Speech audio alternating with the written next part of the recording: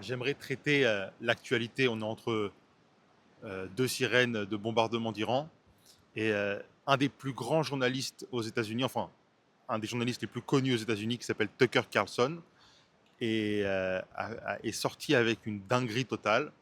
Et en fait, dans son analyse de la situation mondiale, euh, tout est la faute du mouvement, accrochez-vous bien, Chabad Lubavitch. C'est complètement dingue.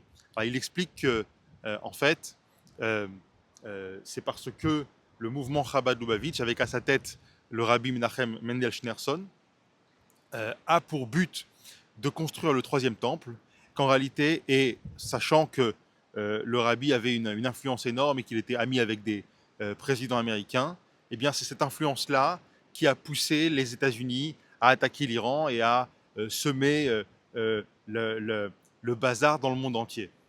Alors, c'est très grave ce qu'il dit parce que il faut protéger les Bate Chabad, il faut protéger tous les gens qui appartiennent à ce mouvement. Mais ça, c'est évident. Mais il y a quelque chose de très très profond ici. C'est que euh, c'est expliqué dans le Tanya, 28e chapitre, que nous sommes composés de deux âmes. Et c'est pas l'ancien modèle où il y a la personne au milieu avec le bon penchant et le mauvais penchant. C'est deux âmes, c'est nous. Nous sommes ces deux âmes-là. Et le Admor Azaken va donc donner un exemple pratique. Euh, L'exemple, c'est un juif qui est en train de prier.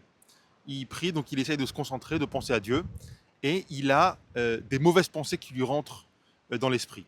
Si on fonctionnait avec l'ancien modèle de dire il y a moi et il y a les bonnes idées et les mauvaises idées, alors en effet j'aurais pu penser que ma prière ne vaut rien. Pourquoi? Parce que je pensais être en train de prier donc avec les bonnes pensées, mais finalement il y a une mauvaise pensée qui rentre, donc ça voulait dire que j'étais pas vraiment dans les bonnes pensées.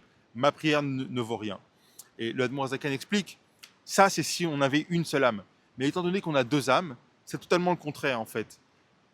Parce que ma prière vaut quelque chose, parce que mes efforts valent quelque chose, alors il y a un éveil du côté de l'âme animale, de l'autre côté. C'est-à-dire que comme l'âme animale se sent menacée, eh bien, il y a un réveil de l'âme animale qui essaye d'envoyer des idées et des pulsions. Eh bien là, c'est exactement pareil. On est en train de vivre des choses historiques. C'est évident que on avance vers Mashiach. Et plus on avance vers Mashiach, plus l'ennemi se réveille. Et l'ennemi ressent d'où vient le problème. Et en effet, le problème, il vient de Chabad. En effet, le problème, il vient de ce mouvement a, qui a planté en nous l'espoir réel de Mashiach qui peut arriver, qui doit arriver à chaque instant. Bien sûr que le problème, il vient de là. Ça, c'est le vrai ennemi pour les méchants, pour le mauvais côté. Donc, on doit renforcer cet espoir, cette croyance, le fait d'attendre le Mashiach à chaque instant. Et surtout, surtout, faire quelque chose pour ça. Rajouter un acte de bonté, rajouter une mitzvah, rajouter quelques minutes, quelques heures d'études de Torah par semaine, par jour, rajouter un acte de bonté, rajouter du respect, rajouter de l'amour. Ça va accélérer les choses et on arrivera au jour où le mal disparaîtra.